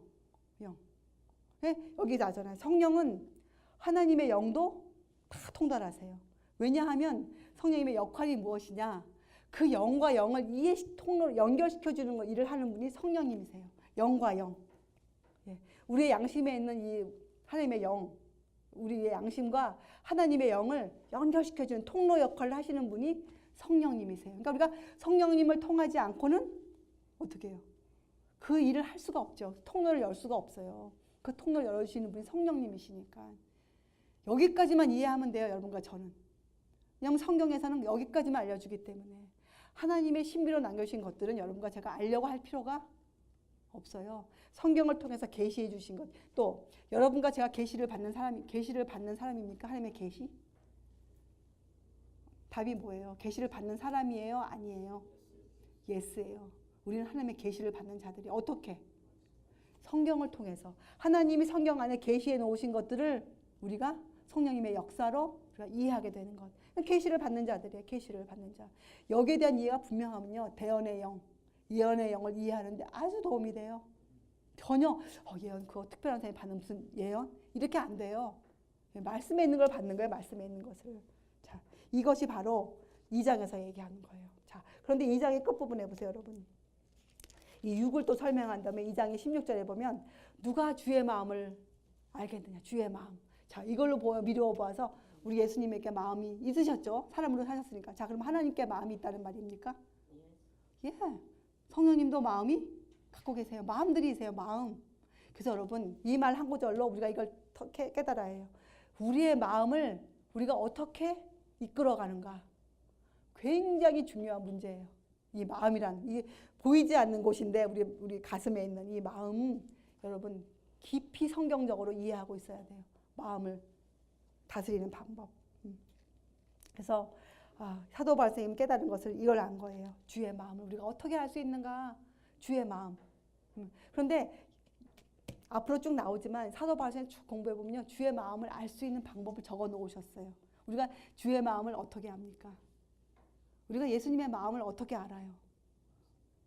예, 말씀으로 알아요. 맞아요. 말씀으로 아는데 우리가 하나님의 말씀은 이것입니다 하고 아주 간단하게 적혀져 있는 게 성경에 나와 있죠. 하나님의 말씀이 이렇게 많은데 어떤 부분을 우리가 대표로 이것이 말씀입니다. 대표로 갖고 있는 게 있죠. 이것이 하나님의 법입니다. 이것이 하나님의 말씀이 하나님의 말씀 법이니까 그게 뭡니까? 십계명, 율법, 십계명, 특별히 십계명을 잘 이해하면 주의 마음을 알 수가 있어요. 주의 마음. 그래서 예수님을 어떻게 했다고 시편에 나와 있습니까? 법을 사랑하는 자였다 나오잖아요. 시편에 보면 주의 법을 사랑하는 자에게는 평안이 있으리니 그에게는 장애물이 없으리로다 이렇게 나와 있어요. 그러니까 우리가 이 마을에서 우리가 여러분과 저는 더 나아가서 뭐까지 이해해야 되느냐? 우리가 뭐 어떻게 주의 마음을 알겠는가? 어떻게 우리가 주의 마음을 알겠는가? 이런 저를 16절 읽으면서 주의 마음을 알아서 누가 주를 가리키느냐 이런 걸 읽으면서도 여러분 마음이 그냥 그래 이거 지나가면 큰일이에요. 나는 주의 마음을 모르는데 이렇게 반응이 나와야 돼요.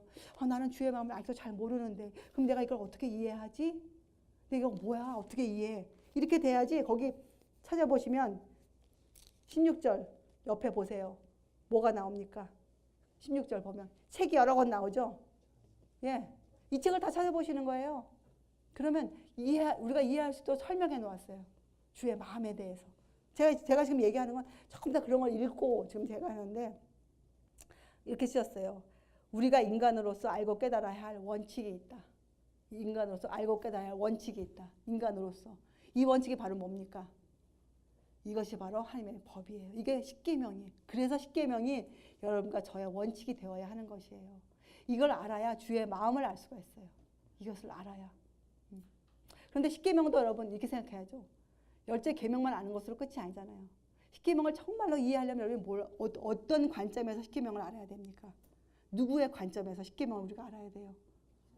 예수님이 산상순에서 마태복음 5장, 6장, 7장 공부 잘 해보세요. 우리가 어떻게 가르칩니까?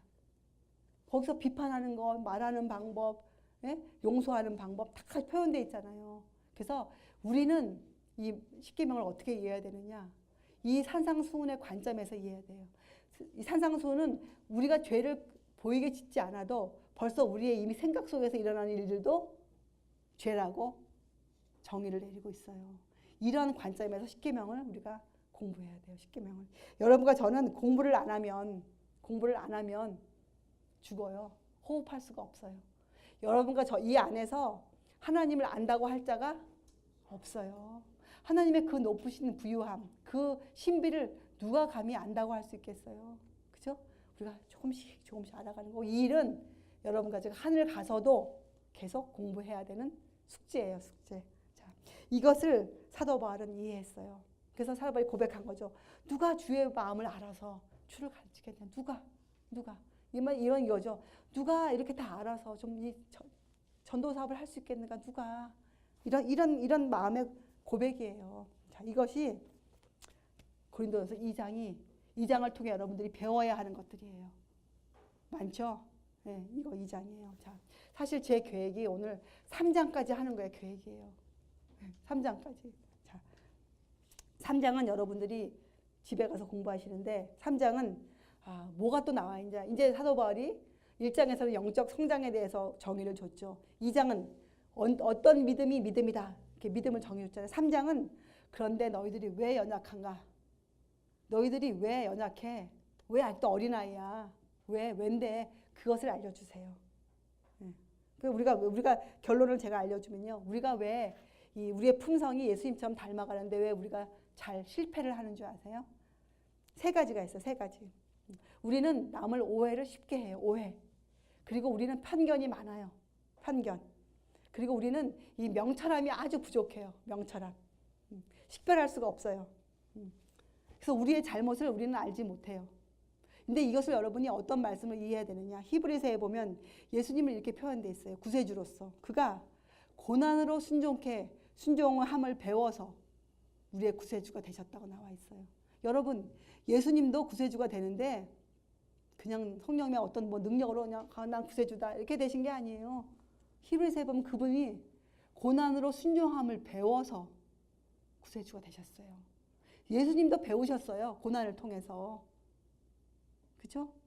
여러분과 저는 너무 약해요. 너무 두려워해요. 무엇을? 내가 이 세상에서 뭔가를 잃어버릴까 봐 아주 두려워해요. 여러분 아니라고 하지 마세요. 우리는 뭔가를 잃어버릴까 봐 아주 두려워해요. 그 뭔가가 다 틀리지만 우리가 두려워하고 있거든요. 그래서 우리가 약해요. 2번째, 성경을 통해서 우리가 배울 수 있는 기회를 많이 주셨어요. 여러분 한 예로 우리가 매주 안식일마다 성경 공부한 거 다 보내드리잖아요. 근데 그거 정말 그 안에서 제가 해서가 절대로 아니라 제가 은혜를 받고 정말 은혜가 나가거든요. 근데 이 중에서 어떤 사람들이 그걸 보고 에이 아니야 이렇게 안 한다. 이거 전부 다 기회를 등한히 여기는 거예요. 기회를 등한히 여기는 것. 이런 것들을 우리 너무 쉽게 해요. 내 취향에 안 맞으면 우리는 잘 보려고 하지 않아요. 또 우리는 뭐가 또 심하냐면 이것이 진리야. 그래 맞다. 은혜가 된다. 말은 해놓고 그렇게 살지 않아요. 다른 말로 하면 믿는 대로 믿음을 우리가 우리 것으로 인정하지 않아요. 그건 믿음이 아니니까. 성경에서 믿음이라고 부르는 건 어떤 겁니까? 내가 그 믿음대로 살고 있어야 그것이 정말 믿음이에요. 근데 우리는 그렇게 생각 안 하거든요. 그래서 여러분 우리가 머리가 나빠요. 진짜 기억력이 없어요. 그렇게 안 하기 때문에. 여러분 한번 해보세요. 사실 제가 그렇게 똑똑한 사람이 아니에요. 정말로. 그런데 제가 이렇게 성경 공부 열심히 하고 정말 제가 아까 얘기했잖아요. 이렇게 관주 찾고 선배의 글 다 찾고 제가 막 성경 공부를 위해서 제가 이렇게 공부하고 나면요. 해가 동해 이렇게 먼 동에 탁 떠오를 때 제 마음이 얼마나 기쁘고 정말 그때는 제가 세상을 다 이긴 사람, 이기는 자의 경험, 승리자의 경험 막 이런 것들이 제 감정에 감사함으로 제가 다 그럼 제가 이러죠. 주님 이 좋은 걸 제가 왜 번번이 안 하고 이렇게 잠만 자는지 또 이렇게 이런 기도도 하고 그런 경험이 들어와요. 그러니까 여러분 이제부터 성경을 좀 그렇게 꼭 공부를 하세요. 예수님도 고난으로 순종함을 배우셨다고 하시지 않아요? 우리에게. 근데 여러분과 제가 왜 공부를 안 해야 됩니까? 응?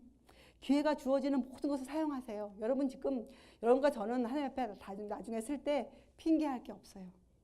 이런 좋은 복음 성경도 갖고 있죠. 선배 글도 갖고 있죠. 예?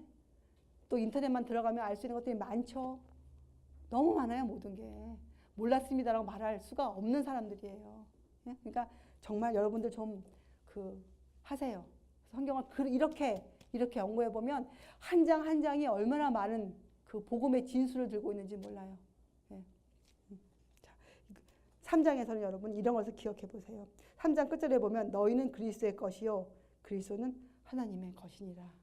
이런 결론을 내요. 너희는 그리스도의 것이요 그리스도는 하나님의 것이니라. 자, 그럼 다른 말로 뭐예요? 우리가 완전히 하나님 안에 성화되어 있다는 것이잖아요. 이걸 공부하려면 또 4장을 공부해 보면 이런 말이 나와요. 너희는 너의 것이 아니라. 이렇게 또 점점점 깊이 사도 선생님이 그 깊이를 주는 거예요. 깊이. 너희는 너의 것이 아니라. 너희는 값으로 산 것이다. 너에게는 아무것도 너의 것이 아니다. 이런 또 가르침을 4장에 주거든요. 3장에서 이 말씀을 이해하고 지나가야 돼 우리가. 자. 그리고 3장에 보면요. 또 여러분 이 말씀을 좀 이해해 보세요. 저는 이것 때문에 참 고민했어요. 3장 10절부터 그 15절까지 보면 누구든지 공력이 불타면 해를 받으리니 그러나 자기는 구원을 얻되 불 가운데서 얻는 것 같으리라. 이 말씀이 저는 너무 이해가 안 되는 거예요. 아니 내가 남에게 해를 끼쳐서 그 사람이 구원을 못 받게 됐다면 나도 당연히 구원을 못 받아야지. 근데 여기에 보면 어떻게 됩니까? 그러나 자기는 구원을 얻되 불 가운데서 얻은 것 같으리라. 이런 말씀이 끼워져 있단 말이에요. 야, 이건 도대체 또 무슨 말씀이냐? 이건 내가 어떻게 이해해야 되는가? 마음이 막 해서 이것 때문에 제가 이걸 찾아봤더니 읽으라는 책들이 나오더라고요. 그걸 다 찾아서 굉장히 많아요. 다 찾아봤더니 이해가 되더라고요. 이건 무슨 말씀이냐면 여기에 보면 그 전에 읽어보면 보면 견고한 기초돌 위에만 집을 지어라. 그거 나오면 여러분과 저는 밭이라고 부른 데 있지 않고 하나님의 동력자라고 돼 있어요. 동력자. 그렇죠? 네. 9절에 보면 그리고 너희는 하나님의 밭이요. 이렇게 표현되어 있어요. 자, 이 말을 우리가 이해해 보세요. 여러분과 저는 지금 이 사업을 하겠다고 우리가 모인 사람들이니까 여러분과 저는 밭이 아니고 뭡니까? 예, 씨를 뿌리는 자예요. 씨를 뿌리는 자. 우리는 그러니까 그걸 다른 말로 동력자라고 불러요. 동력자. 또 다른 구절에 앞으로 5장 주에 가면 하나님의 비밀을 맡은 자. 이런 놀라운 말씀이 있어요. 동력자. 그리고 우리가 일할 곳은 밭인데 밭. 두 가지로 비유를 주셨어요. 건물을 지어가는 비유와 밭을 경작해 두는 것, 집을 짓는 것. 두 가지. 밭을 농사 짓는 것과 집을 짓는 두 가지 비유로 이걸 주셨거든요. 사도 바울 선생님이. 우리가 집을 지어가는 사람이 되어야 돼요. 밭을 경작하는 사람이에요. 우리가 그런 사람을 동력자라고 부른다면 동력자. 그래서 3장을 잘 읽고 여기에 관련된 글들을 읽으면 동력자는 이런 일을 하는 사람이고 이러한 사상을 갖고 있어야 되고 이러한 사람이구나. 여기는 딱 한 절만 나왔지만 여러분이 마음에 동력자를 이해해야 되고 여기서 여러분이 밭을 이해하고 싶어요? 밭? 여러분이 어떤 책을 읽어보면 되겠습니까? 여기서 밭을 읽어보고 싶으면 실물교훈에 보면 씨 뿌리는 자의 비유가 나와 있죠. 그 책을 열심히 그 책 안에서 그 구절을 열심히 읽어보세요. 밭을 어떻게 경작해야 되는지가 나와 있어요. 농사법이 나와요. 농사 짓는 법. 이렇게 딱 읽어보시는 거예요. 그럼 여러분 마음에 나는 동력자인데 내가 이렇게 일을 해야 되겠구나. 전도사업을 이렇게 해야 되겠구나. 이런 이해가 오는 것이에요. 동력자. 그래서 4장 7절에 가서 보면 이런 말이 있어요. 동력자들에게 주신 그 경고가 있는데, 동력자들에게 누가 너를 구별하였느냐? 내게 있는 것 중에 받지 아니한 것이 무엇이뇨? 내가 받았은즉 어찌하여 받지 아니한 것 같이 자랑하느냐? 이런 말씀이 있거든요. 근데 여러분이 이걸 충분히 이해할 수 있는 게 자랑이라는 단어를 이미 공부했어요. 자랑. 그래서 이 말씀 잘 읽어보면 이게 무슨 말씀인지 알 수 있어요. 자, 이건 뭡니까? 성경에서 3장에서 너희는 너의 것이 아니고 하나님의 것이라 했잖아요. 하나님의 것. 여러분과 제가 하나님의 동력자로서 밭을 경작하고 씨를 뿌리고 집을 지어가는 일이 여러분과 제가 일은 하고 있지만 우리의 것을 하는 게 아니에요. 여러분과 저에게 우리의 것이 한 가지도 없어요. 우리 자신도 우리의 것이 아니라고 성경에 얘기하니까. 그렇잖아요. 자, 이것은 무슨 말이에요? 교만하지 말란 뜻이에요. 특별히 영적으로 교만하지 말아라. 영적으로.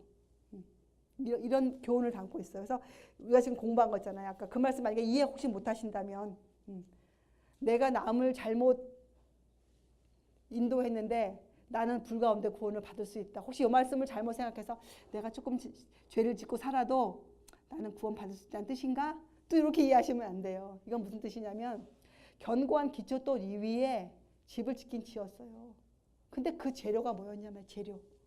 여기 그 얘기예요. 재료가 금이냐, 은이냐, 아니면 나무냐, 그루터기냐. 이 차이를 지금 얘기하는 거예요. 근데 그 기초돌만 견고했더라면, 언젠가는 그 사람도, 그 전한 사람도 자기를 회개할 게 분명히 견고한 기초돌이 있었기 때문에 그런 사람은 불 가운데서 참 구원을 받을 수는 있다. 그 사람은. 이런 말만 얘기한 거지 이것 때문에 뭐 다른 걸 막 섞어서 얘기한 게 아니에요. 왜냐하면 사도바울 선생님은 진리를 간단하게 설명해 주시기 때문에 간단하게 우리한테 설명해 주시는 거예요. 그래서 이걸 여러분이 원칙으로 이해해야 앞으로 나오는 이런 게 나와요. 이 음식을 먹는 문제가 또 고린도전서에 나오거든요. 그런데 그걸 이렇게 이해해야지 아니면 음식 먹는 모든 음식에다 적용시키면 안 된단 말이죠. 그게 일어나고 있는 그 이슈에만 이걸 적용시키는 거예요. 여기다가. 이것도 마찬가지죠.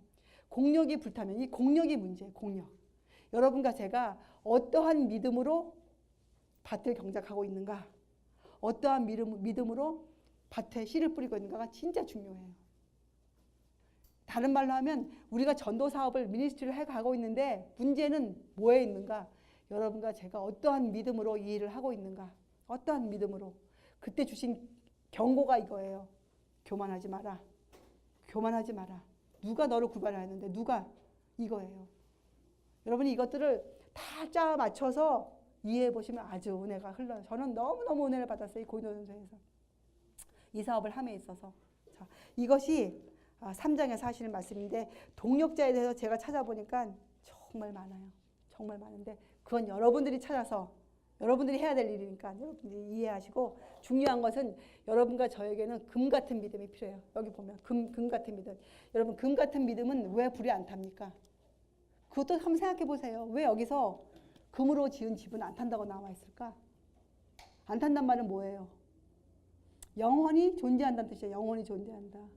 영원히 존재한다는 뜻이잖아요. 이것은 죽지 않는다는데 죽지 않는다. 불멸이다. 불멸. 금 같은 믿음은 여러분 불멸의 성질을 띠고 있어요. 여러분과 제가 만약에 그런 믿음을 갖고 있다면 이 믿음은 하늘과서도 지속돼요. 그래서 믿음과 소망과 사랑은 항상 있어요. 이 믿음은 금 같은 믿음은 절대적으로 없어지지 않아요. 금 같은 믿음. 여러분과 저희는 이 금 같은 믿음으로 집을 져가야 돼요. 우리의 집도 물론 짓지만 우리는 밭을. 예. 그래서 우리에게는 금 같은 믿음이 필요한데 이 중에서 여기에 대한 경고는 뭐냐? 교만하지 말라요. 여러분 사람들이 왜 교만해지는지 아세요? 한번 생각해 보세요. 사람들이 왜 영적으로 교만해지겠습니까? 왜?